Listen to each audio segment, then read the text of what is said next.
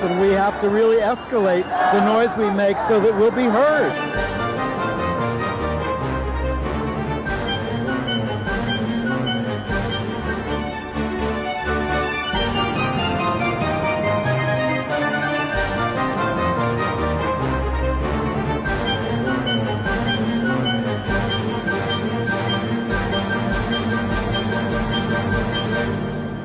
Welcome to Gay USA and happy LGBTQ History Month. I'm Andy Hum. I'm Ann Northrup, also celebrating Banned Books Week. In terms of history, folks, Celebrating may not be the correct term. Marking. Yeah. Books Week. Even Mayor Adams did. And in terms of LGBTQ history, you've got about 100 years of it right here in front of you, folks. There's a depressing thought. Let's get to the headlines. The U.S. Senate has gotten its first Black lesbian member. You may have read about her. 2% of the United States Senate is now lesbians. We'll look at the legacy of California Senator Dianne Feinstein. The Republican presidential debate was rife with transphobia. At the very least. But a Texas church is launching a program to get help for trans kids out of state. And the National March to Protect Trans Youth is October 7th, this Saturday in Orlando, Florida. Now, just to go back to that previous headline, should that be to get help for trans kids who want to go out of state? Yeah. Yes. Okay. Michigan's High Court has ruled that court officers must be civil to transgender people. Poland's opposition leader comes out for some trans and gay rights. The Pope, I can hardly say this, the Pope hints at blessing same-sex couples. Not holding my breath. Can't he just spit it out? On a very serious side, a beloved gay and AIDS journalist in Philadelphia was shot dead in his home this week. Terrible story. And Andy will review the Melissa Etheridge Broadway experience and a revival of Pearly Victorious. 2 thumbs up. Okay. All right. So Governor Newsom promised a Black woman to replace Senator Feinstein and then said it wouldn't be any of the people seeking the seat now, Barbara Lee. So he went with the president of Emily's list there, LaFonza Butler. On the left in the picture, with her wife in the red dress in between, holding the Bible for her swearing in. Quite a picture of 3 Black women, 2 of them lesbians, taking power in the United States Senate. Well, yes, when Kamala Harris became vice president, Newsom replaced her with a Latin man, Alex Padilla. And so there was a lot of pressure when he got asked. So the next appointment, if there was one, would it be a Black woman? And he said, yes, it would. So there we are. Now, there's the whole family there, their whole beautiful family. Yes. LaFonza Butler on the right with her wife, Naneki, on the left, and their daughter in between, Nyla. Now, but Newsom has changed his story, I think, for political reasons here. It was going to be an interim appointment, but now he's saying if she wants to run, she can run. Of course, that could really screw it up for Barbara Lee, splitting the Black vote. But of course, there's a lot of, this isn't inside politics. This is politics. I think Newsom is sort of favoring Adam Schiff, who was the pick of Nancy Pelosi and their donors, because he wants to run for president. But let's talk about LaFonza Butler a bit. She, in addition to her latest job was being the head of Emily's List, which is dedicated to electing women candidates, especially on the issue of choice. But she was once the president of SEIU, Local 2015, the largest labor union in California. representing nursing home and home health care workers. But then she took a job with a political consulting firm, and she worked against unionization of Uber drivers, which, you know, that kind of stuff disturbs me a bit, I have to say, because that's where her money was coming from. As opposed I would only insert that that was relatively brief compared to her union leadership, and she left there and went on to take the helm at Emily's List. So we all make mistakes. And that's the firm that handles people like Adam Schiff, actually, and his campaign. Well, it is complicated, the run for this seat, because you're right. Newsom and Pelosi are Schiff supporters. I don't know who's supporting Katie Porter. And then there's Barbara Lee. But Barbara Lee, in that triumvirate of candidates, is not given a huge chance. So she's the most progressive, but she also has by far the least money. And if you put LaFonza Butler into the equation, if she stands out in the next year, if she has a very successful experience in the Senate, she could leapfrog all of them and sweep the Senate. The primaries in March. It's coming up very soon. It is, and he also gets a twofer here, because in addition to appointing a Black woman to the seat to fulfill that promise, he's been in a little hot water with the LGBTQ community recently because he vetoed that bill about trans kids in custody fights. And even though he signed 8 other bills that did the right thing, people have been ragging on him a little. So by appointing not only a Black woman, but a Black lesbian, he regains a little cred with our communities. So Senator, I'm just thrilled that Tammy Baldwin is now joined by LaFonza Butler as out lesbians in the United States Senate. 2 of us now, and all those closeted men. It's just shameful to line up these 2 brave women against all these cowards in the United States Senate. Any names you care to mention? Well, we could start with Lindsey Graham and Mitch McConnell, and I understand Tom Cotton may be questionable, and, you know, there's a whole list. Right. Well, Tammy Baldwin's up for re-election next year in Wisconsin there, and the other out LGBTQ person is another woman, Kirsten Sinema of Arizona. All right, 3. I'm sorry. Well, she's bisexual, and she's an independent now. And she hasn't actually declared for re-election. I'm not sure what she's up to. She's got a Democratic opponent, somebody running for the Democratic nomination to oppose her. Yes, Raul Grivala. And it also gives me a chance to correct something I said last week, because I was when we discussed Carrie Lake, I was just throwing her out because she ran for governor last time. But in fact, she is now a declared candidate for the Senate seat, and that is Sinema's seat in the Senate.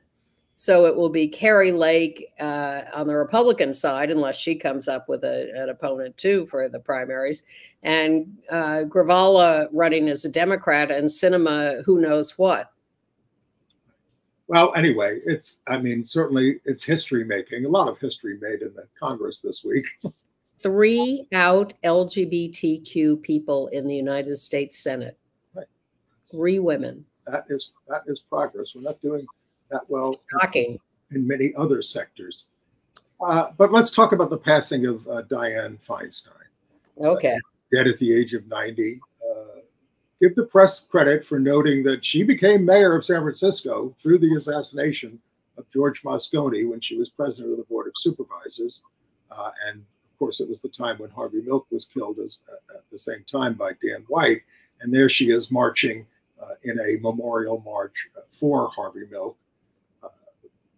Moscone had defeated her for mayor, and she was about to retire for politics when he was killed. The press also noted that she was the first to find Harvey Milk's slain body and tried to take his pulse, but her finger went into one of the bullet holes in his hand or arm. That, she later said, made her a lifelong advocate for gun regulations, successfully championing the last assault weapons ban that we had. And she famously also took on the CIA. She did, for their torture of foreign prisoners. She had a mixed record, or an evolving record, on LGBT issues when she took over as mayor, and the AIDS epidemic became evident in the early 80s. She took over in, what, 78, I think, or 79. She wanted the San Francisco bathhouses closed. She was quite adamant about that, and the community was not thrilled about that idea. And then Harvey Milk's successor was Harry Britt, also out gay, and he proposed a very modest domestic partners bill for city employees. And at the behest of the Catholic archbishop, she vetoed that bill. So that was pretty awful. Now, and they didn't get domestic partners benefits in San Francisco until 1989. She also, in more recent years, was very helpful to the confirmation of Amy Coney Barrett to the United States Supreme Court. Well, that's true. And she, you know, in her later years, she was, I mean, she should have retired a long time ago. She was not that effective. On the other hand, she said she got into running for the Senate because she saw all the men in the hearings. There were nothing but men questioning Clarence Thomas, and she was appalled by this, and of course Anita Hill, and that's what got her in, and she got elected in tandem with the other woman of the Senate, California at the same time, Barbara Boxer. And I think they were the only two women at the Senate at the time. The only two women. It's possible. I think, well, Barbara Mikulski, I think, was still there at the time. And Barbara Mikulski, closeted lesbian, was the only woman, I think, in the Senate when Feinstein was elected. So I may be wrong about the numbers of women there, because there are a whole bunch of them. Well, Feinstein, to her credit, was one of the few who voted against the Don't Ask, Don't Tell policy and the Defense of Marriage Act. There were only 14 senators who voted against the Defense of Marriage Act, and she was. Yeah, so that's a gold star. But she also thought we went too fast on marriage. Yeah, she criticized Gavin Newsom when he did those what turned out to be rogue marriage ceremonies there in San Francisco. She certainly championed AIDS funding, and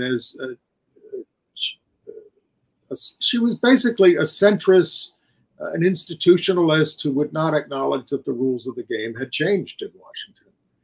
California can do better, and I hope they're going to do better with LaFonza Butler. I know people have a lot of regard for the glass ceilings that Dianne Feinstein broke, and she certainly was a pioneer in that respect for women. And she's credited of mentoring a lot of women in politics. And I really appreciate her work in exposing the CIA torture. She partly did that because they went after some people on her staff, and I think she was a little upset with that. Well, for whatever reason she did it, it was a lonely battle. Obama opposed her. Yes. Well, presidents want the power to do whatever they want, including beating people up and waterboarding them. But she stuck to her guns and exposed what was going on. And I think that really impresses me for something that was not easy to do. So what's going on in Washington this week? I am declaring my candidacy for Speaker of the House because you have my support. Anybody, thank you, Andy. I'm sure that'll get me over the finish line. Anybody can hold that job. You do not have to be a member of the House. They've asked Trump whether he will be available for it. He said, well, I would if I thought I could help, but really I just want to be president again. But anybody could be Speaker of the House. And that's just shocking that the first declared candidate is Jim Jordan, who of course has been involved in a scandal from when he was a wrestling coach in Ohio, where he covered up the molestation, the sexual abuse of many of those boys, young men. Terrible. He should be in jail. Right. So in New York, where the trial of Donald Trump is underway, And again, we are so grateful to our friends at Rise and Resist. They're at Trump Tower. Let's show it. Well, this is a Photoshop, which I think is very clever. Trump Tower going out of business, total liquidation, store closing, for sale. They just did a beautiful job. This actually, let me see, I can get the credit here. Rick Wiseman of Rise and Resist did these Photoshops. This one's a little darker and harder to see, but it's Attorney General Letitia James, New York State office building. Well, Tish Tower. Her name is Letitia. Tish Tower. So, yes. But, you know, and Rise and Resist was basically one of the only groups out there for the start of the trial. There were hardly any Trump supporters, but Rise and Resist was there on Trump's case as he goes in and out of court there. And have been there since. They're out there every day with signs, not a huge crowd, but enough to get them on the news. They are indefatigable. Yeah, they are, and they have been for years now, especially outside Fox News in Midtown week after week with demonstrations there. And they are making sure that the public knows that there are many of us who are just thrilled to see Trump on trial. Let's go to the Republican debate. They're all out. On the debate last week I think it was Wednesday night. They were all out trying to outdo each other on transphobia. The most vile being Ramaswamy, who called being transgender a mental health disorder. It's not compassionate to affirm a kid's confusion. That's not compassion, it's cruelty. Said he'd ban chemical castration, which is, of course, what was done to Alan Turing when he was found out to be gay in the 1950s in Britain, and genital mutilation. Now, Pence got asked by the Univision reporter about how he's going to address the rising tide of violence against LGBTQ people. And he dodged the question by saying, oh, he'd stand up for the safety and civil liberties of every American, and then quickly pivoted to trans bashing. We're going to pass a federal ban on transgender chemical or surgical surgery. That's what he said. Anywhere in the country. We're going to not a peep of disagreement between them on this. We're going to protect our kids from the radical gender ideology agenda. Yeah. Well, the other thing that really offended me that Pence said, he was asked what he would do about mass shootings at schools. How are you going to stop that? And he said, the words coming to my mind, I will censor myself. His answer to mass shootings at schools was, we are going to reinstitute the death penalty for those shooters. Half of them are dead already. And DeSantis, you know, in the debate said, we're not going to allow them to inject transgenderism into kindergarten. He always likes to go to the lower grades. Of course, he's banned all mention of these things through being in a nursing home. Trump last week took time from his road to prison by speaking out against sexual mutilation of children whisked away from their parents. It's more scapegoating. It's more fear mongering. The Republicans have been doing this for decades. They've done it with abortion. They've done it with LGBT people in general. And now this is their latest plank of their platform. All they try to do is scare people into voting for them.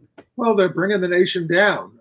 We're slipping, though it's not news to viewers of Gay USA. There's an annual study of 204 countries measuring LGBTQ rights, and they downgraded the U.S. based on 2020 figures to a C from a B, ranking us about 31st. It's called the Franklin and Marshall Global Barometers Report. And they expect us to go down to an F the next time. I would think so. Because of all that's happened. Yeah. 62% of countries get an F, 35% a C. In the 2010 to 2020 period, however, 24 countries legalized same-sex marriage. 8 others decriminalized homosexuality, though 71 still do. And more on that when we get to international news. And one disturbing thing, you know, they've been proposing and passing these laws, bathroom bills, sports, trans youth care. But we've been pretty successful across the board in going into court and getting these laws blocked from implementation. Got a pretty good track record. But this last week, we had a couple of losses that were disturbing in Tennessee and Kentucky.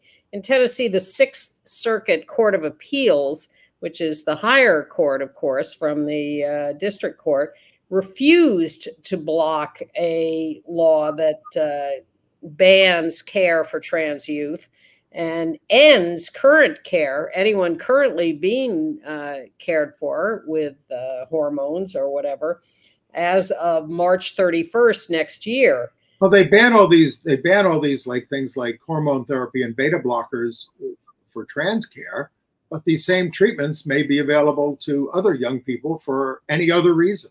Yeah. Now, district courts in 7 states have struck these laws down.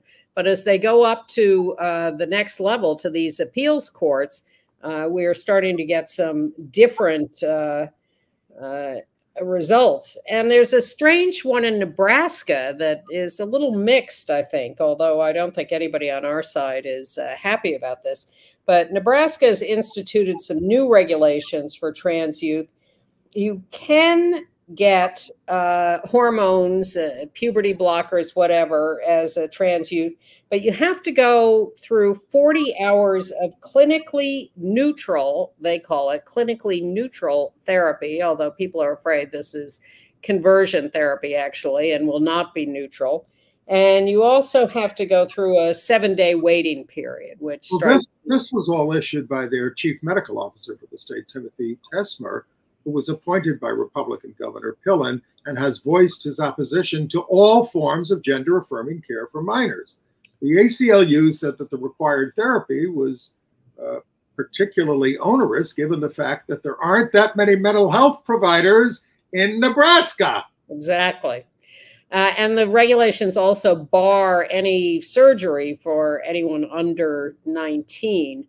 But that's very rare anyway. But any of these regulations that get between patients and their parents and their doctors is just offensive on every level. They're doing it with abortion, and they're doing it here, but not when they're concerned. Then there are no regulations. In better news, in Delaware, they banned the LGBTQ plus panic defense with overwhelming bipartisan support. Now, no state allows the defense to be used on its own, but it's often used alongside other defense strategies as a way to advocate for leniency. Well, yeah, he did it, but he was scared. He was scared of the gays or the trans. Yeah. So out trans Sarah McBride, now running for U.S. Congress there, was the chief sponsor in the state Senate. All Republicans voted against the bill in the House, but it passed unanimously in the Senate. I guess it helps to have a transgender member. Exactly, who may end up in Congress after next year's elections. Well, the Republicans will probably find a way not to seat her. Well, I mean, they would elect communists to the Congress sometimes, and they'd say, "You're not sitting here." Bye. Aren't they about to kick out Matt Gaetz? Aren't they going to eject him from Congress? It would be sweet. It would. And a few other, the irony of the Republicans using the Democrats' votes to get rid of Kevin McCarthy because he's worked with Democrats. Can't make this stuff up. All right. In some other political news, in New York City, pioneering gay activist Alan Roscoff, the founder of the Jim Owls Liberal Democratic Club, is leading an effort to recruit a progressive challenger to Mayor Adams in the 2025 primary, criticizing Adams for using right-wing talking points and dealing with the influx of asylum seekers, and remains critical of the right-wing anti-LGBTQ bigots that Adams gave high posts to in the administration. Well, that's a real problem. Those people should not be rewarded with government jobs. But I don't know how Alan is going to have time to do this, given that he's sitting in the front row of the Trump trial every day. It's true. There he is. It's fun to see him there. I will say, however, because we are very fair on this program, that Mayor Adams said the city will make abortion care available by telehealth to New Yorkers through the Health and Hospitals Corporation, with the ability to deliver abortion pills within days and provide counseling. You just have to call 718-360-8981.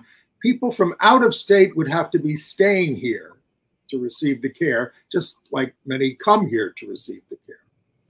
Well, I'm also struck by the fact that last week we were talking about the New York Civil Liberties Union blasting the Department of Education in New York for its outdated, often erroneous HIV curriculum in schools, and often not enforced or practiced.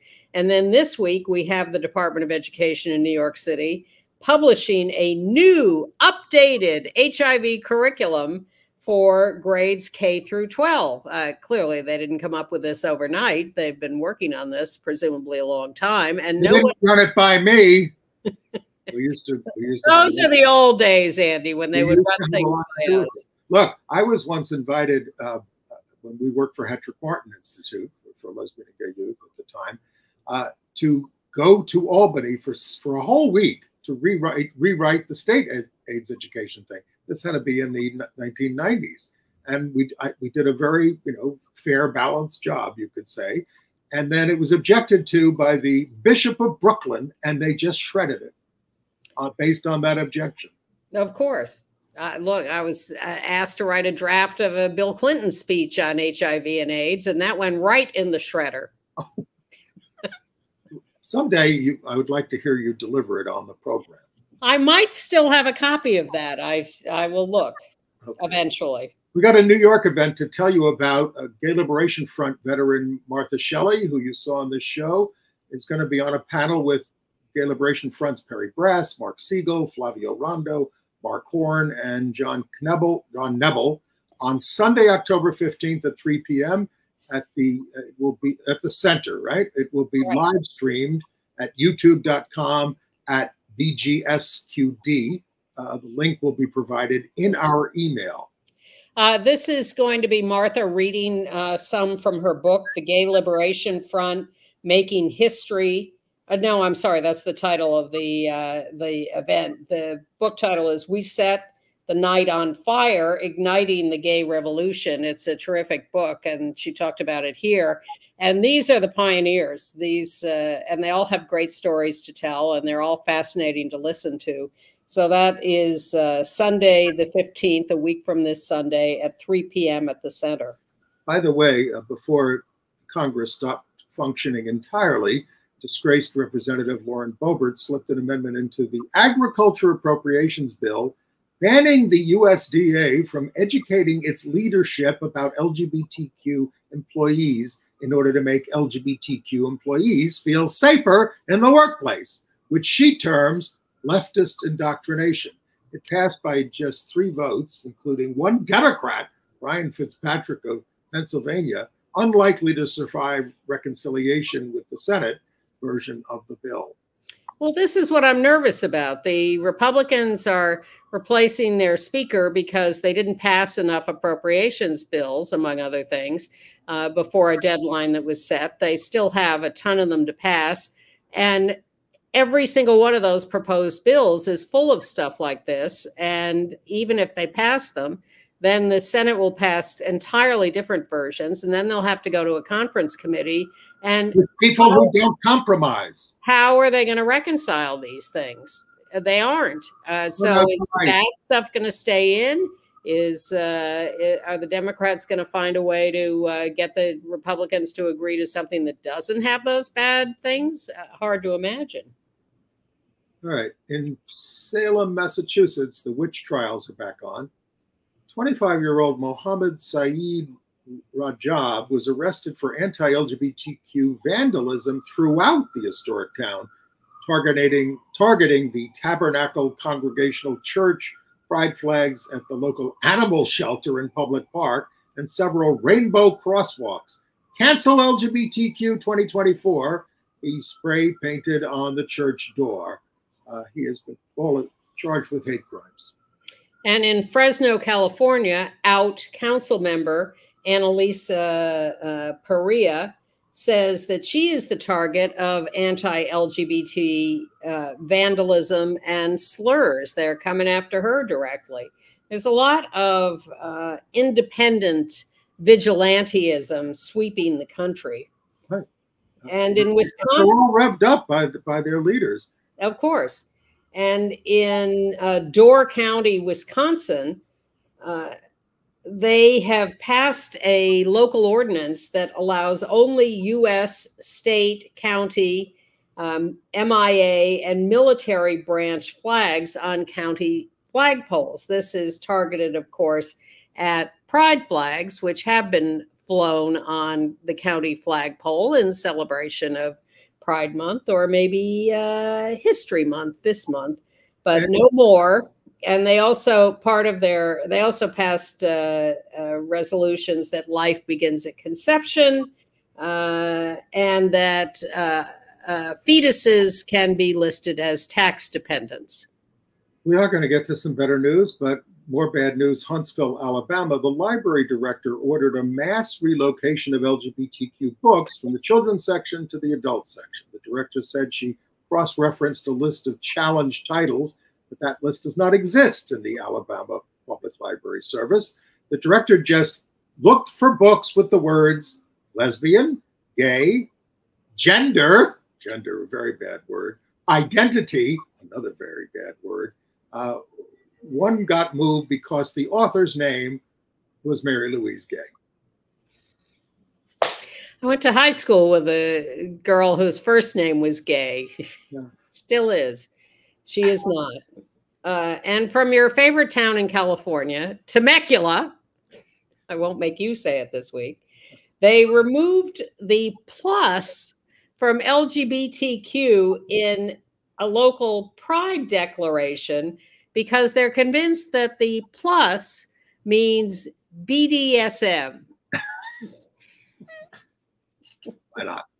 They did defeat a proposal to keep the words Stonewall Uprising out of the Pride Declaration. Well, better news from Fort Worth. We have a picture of this. The Galileo Church is assisting families who need to travel out of state to get treatment for their trans children with $1,000 grants. It's for families in the 19-county northern Texas area. The grants are distributed as the funds become available. It's a rare week when we haven't gotten to Florida until now, but first of all, a group of trans and non-binary people have filed a federal suit against the bathroom law in Florida that requires them to use the bathroom consistent with their birth gender. So they're fighting that. And in Orlando, this Saturday, the 7th, there will be a national march to protect trans youth with speakers like Miss Major and LGBTQ Teamsters leaders. And they intend, trans and non-binary people who are suing, by the way, down there are going to challenge the law of civil disobedience requiring people to use public restrooms that only align with their sex assigned at birth. Violators can be charged with criminal trespass. So they're going to risk arrest in advance of the march. Some, on the other hand, are going to forego public restrooms for fear of arrest. So go to protecttranskidsmarch.org. It kicks off at noon near City Hall. Right. And congratulations to New York City's Ali Forney Center, which opened a new headquarters this week. Much, big and 24-hour drop-in center. And what is the Ali Forney Center, Anne? It's for LGBTQ plus youth of all persuasions. Are they still doing housing? They must be doing something. Absolutely. Yes, but this is their new headquarters and drop-in center. For a while, New York City had a law that said you couldn't have overnight drop-in centers. And the executive director of the Ali Forney Center said, the hell with you. I will perform civil disobedience. You are not going to tell me I have to kick kids out of this place at 6 p.m. or whatever. And it was changed, and they are allowed to have their 24-hour drop-in center. Also good news from Michigan. The state Supreme Court ruled that all judges in the state must respect the pronouns of the parties who are before them. The state Justice Elizabeth Welch wrote in the 5-2 ruling that the rule does not force anyone to violate their beliefs. Said judges are required to treat those who come before them with civility and respect. The gender identity of a member of the public is a part of their individual identity, regardless of whether others agree or approve.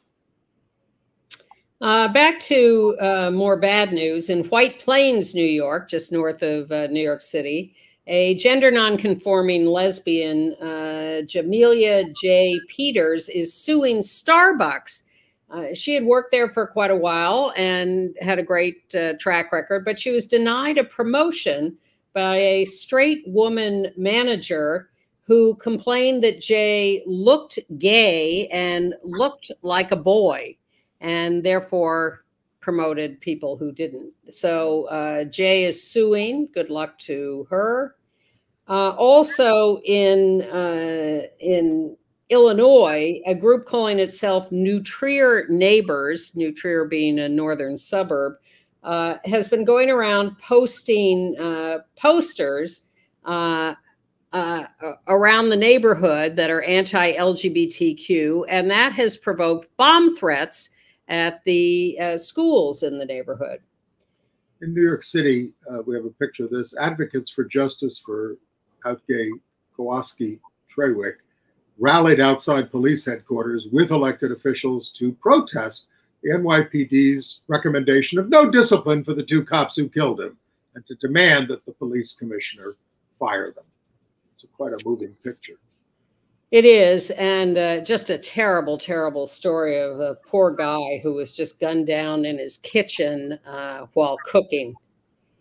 Let's talk about some other people we've lost this week. First of all, Josh Kruger in Philadelphia, gay, HIV positive activist and journalist, 39 years old, murdered by an intruder, shot to death.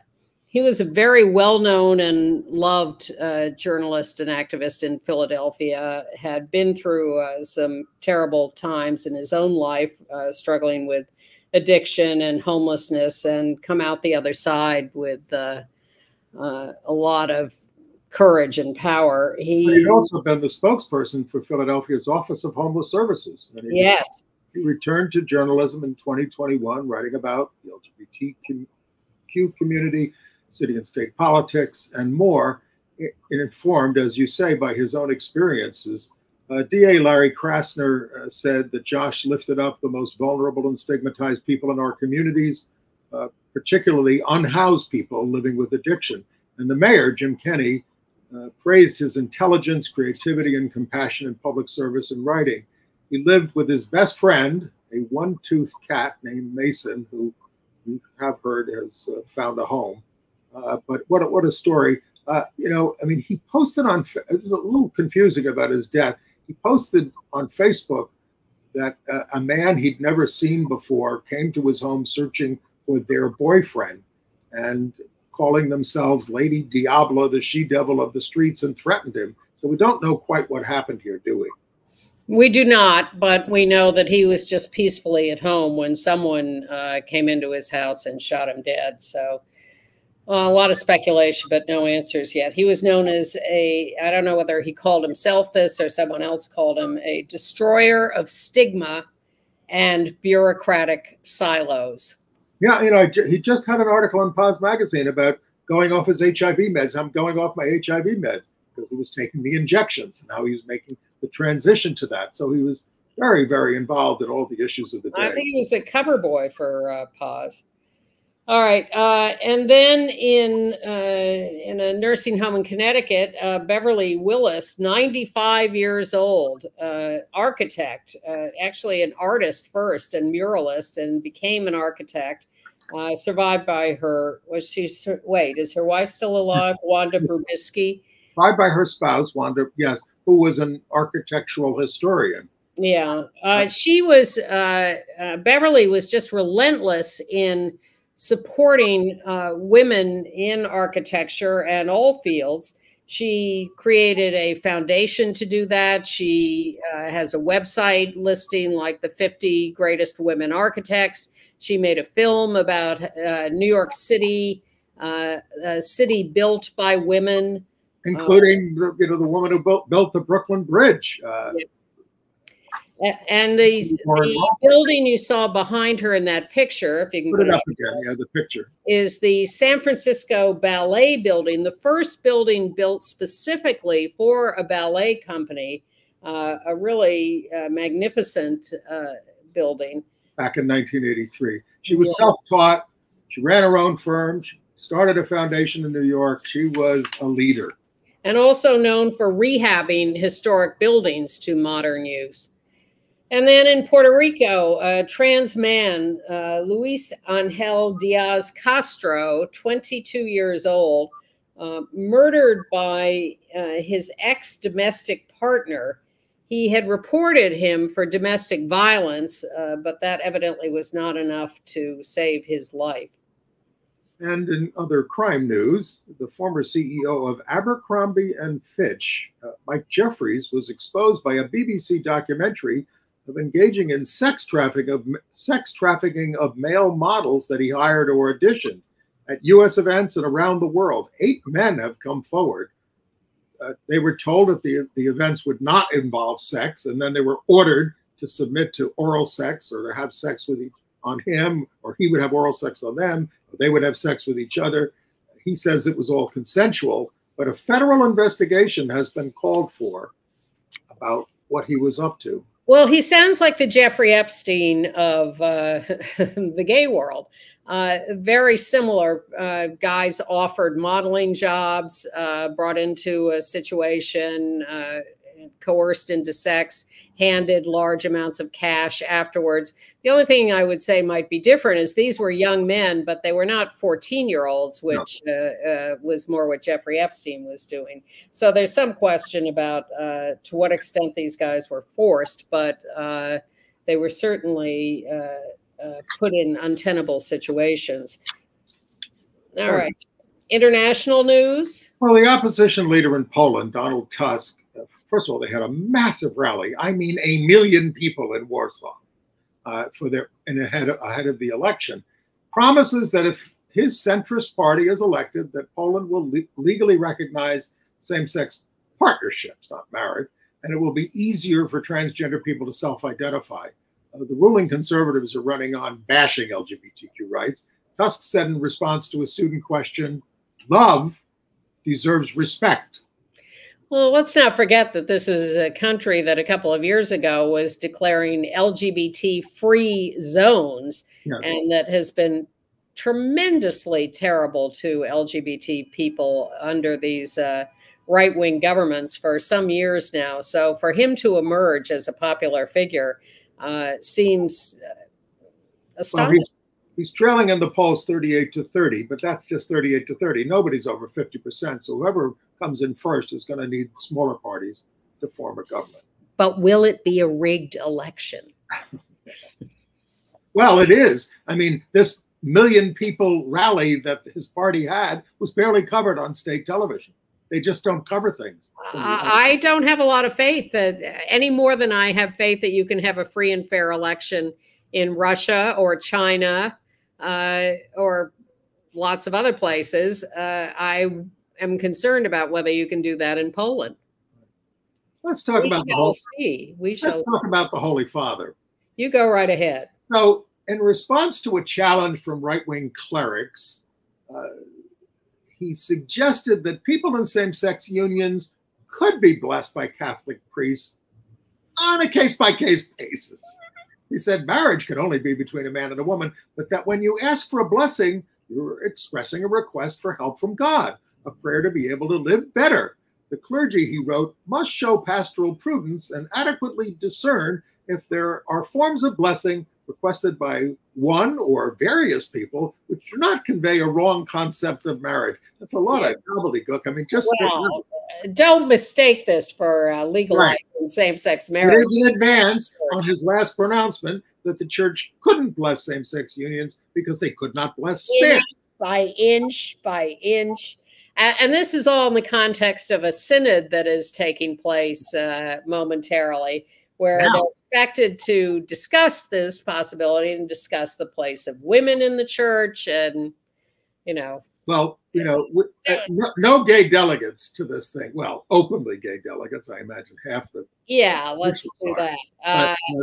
But the Reverend James Martin, S.J., is one of the delegates and who writes about advancing LGBTQ people in the church. But even he doesn't expect doctrine that we're disordered to be changed. Dignity USA, the gay Catholic group, LGBTQ Catholic group, is sending Marianne Duddy Burke, their executive director, to be there and to respond to the press and others, but no delegates. Meanwhile, the small island of Mauritius off the east coast of Africa, east of Madagascar, it's a tiny little island. The Supreme Court there, this is their Pride Festival. The Supreme Court has ruled that their sodomy law is discriminatory and unconstitutional, and that homosexuality is an innate, natural variant. And while heterosexual sex may be natural for heterosexuals, gay sex is what's natural for gay people, which is what we used to tell school children 40 years ago in the schools of New York City. I see that those signs were from the Peter Tatchell Foundation. Peter. Yeah, well, that's where his website is where I got the news, but everything's up to date in Mauritius. And in India, any minute now, actually about 2 weeks from now, we're expecting a possible decision in the marriage case. Was that Ding, the decision? I'll look in a minute when you're talking about Michael Gambon. The Chief Justice of the Supreme Court is retiring on his 65th birthday because that's the limit for Supreme Court justices. Would that it were so here. And so the thinking is that as he retires, the court will issue its decision on same-sex marriage.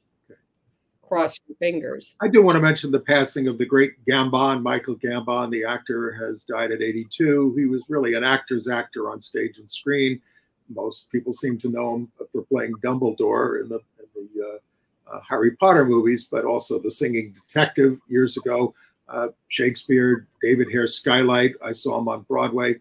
He played a gay poetry professor in The Good Shepherd, the movie directed by Robert De Niro with Matt Damon in 2006. He acknowledged in interviews that he'd had his own gay experiences when he was younger, although he may have been joshing about that. While he was still playing Dumbledore, however, Harry Potter author J.K. Rowling revealed that Dumbledore is gay. And he simply said, doesn't make any difference how I'm going to play him. And he also talked about having same-sex relations early in his life. He did, but I mean, he liked to fool around in interviews, so he just liked to say things to get people all excited. And he was just wonderful to see on stage. He was transfixing, and I got to see him about 3 times in his life. Anyway. Staying in Britain, the anti-LGBTQ government of Rishi Sunak was stopped by the Attorney General from issuing guidance to schools that trans students should be reported to their parents. So the National Health Service issued the guidance to the schools instead on a non-medical matter. This is on top of the government's dropping legislation to ban conversion therapy and its hostility to gay asylum seekers. Okay. And the Slovakia election's not good for the gays. Even though it was a leftist former prime minister, Robert Fico, he led with 30% of the seats. He's also anti-LGBTQ and wants to draw support dropped support for Ukraine, and he's pro-Russian. Oh boy. And in Israel and Tel Aviv, 2 men have been convicted and sentenced to years in prison for drugging and robbing men that they have solicited on Grindr. They also have to pay compensation to 23 victims. As always, we warn you, be careful of these dating sites. They can get you in trouble if you are alone with someone you don't know.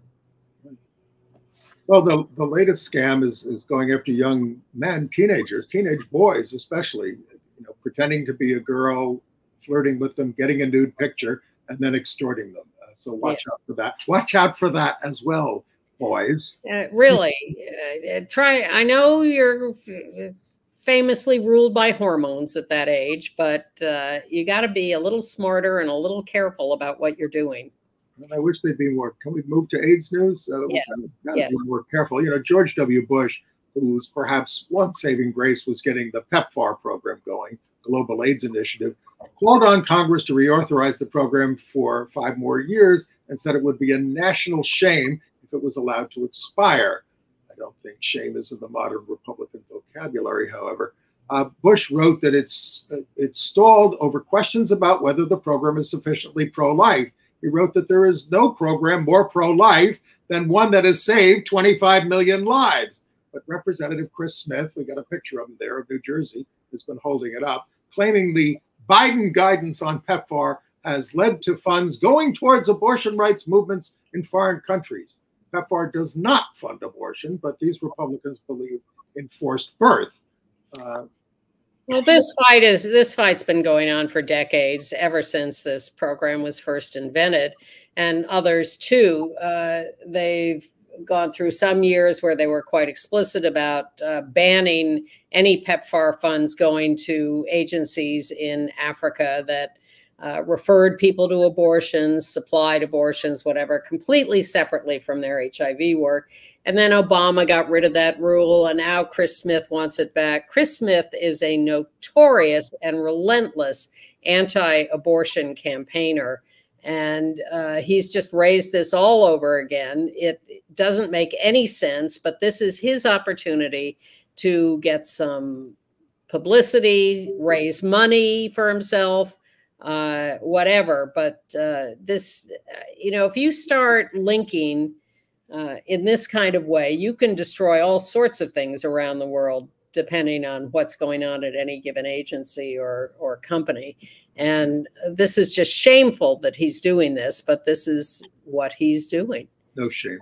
And look, one of my objections to PEPFAR is that it was created at the time when there already existed the Global Fund against HIV and tuberculosis, and Bush created this so that the U.S. could control the money and set up these kinds of rules against agencies that promoted abortion.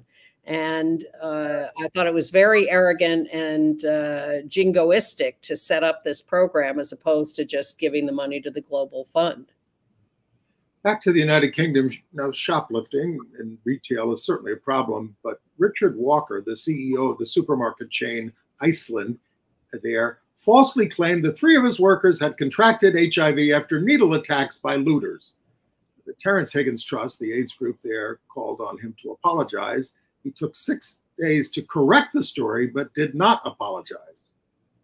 And meanwhile, in Florida, 2 men have been convicted of supplying fake HIV drugs to pharmacies, suppliers, patients, $230 million worth of drugs. Adulterated drugs. Yes. The first guy is going to prison for 15 years. The second guy has pleaded guilty and is awaiting sentence. But this is millions and millions of dollars of fake drugs so that they could make millions and millions of dollars. Congratulations to Broadway Cares, whose flea market last weekend raised a record amount of $1.237 million for people with AIDS and other needs. All the stars turned out. Harvey Fierstein was there, and Cherry Jones and Michael Urie, just to mention some of the LGBTQ folks. Okay. Let's get to some of your reviews. Well, you know, I sat through Melissa Etheridge, My Window, at the Circle and the Square, and I realized that we've covered Melissa as a leading lesbian activist for years, and I'd never heard much of her music. And it's a delightful show, and it's a twofer. It's a rockin' up close Melissa Etheridge concert, and it's a guided tour of her whole life, told by her with rare candor, warmth, humor, and purpose. Now 62, she's almost alone in her generation of rock stars in leading a publicly out life since the early 1990s, and a woman loving life since childhood. This is a show that will appeal to the many fans of her music and those of us who honor her work as an activist. But far from being a polemic, it's a tribute to the human spirit. She opens up about her birth family, her chosen families, her unique work as a woman rock star, her ups and downs in love and health, and as a mother, and her fearlessness as an advocate. It's a rare treat, not to be missed. And then Pearly Victorious. This was written by Ossie Davis back in 1961. It's one of the most subversive, funniest, and entertaining plays about race that you will ever see. It was long overdue for a revival, and director Kenny Leon gives it a great one, starring there in the middle Leslie Odom Jr. from Hamilton and Cara Young, last seen in the blue dress, last seen in Cost of Living on Broadway. It's subtitled A Non-Confederate Romp Through the Cotton Patch, and takes place in the recent past when the old Confederacy had not given up on white supremacy, and what could be more timely today. Biden should host it at the White House and invite the MAGA caucus. I see lots of Tony Awards in the future for this show.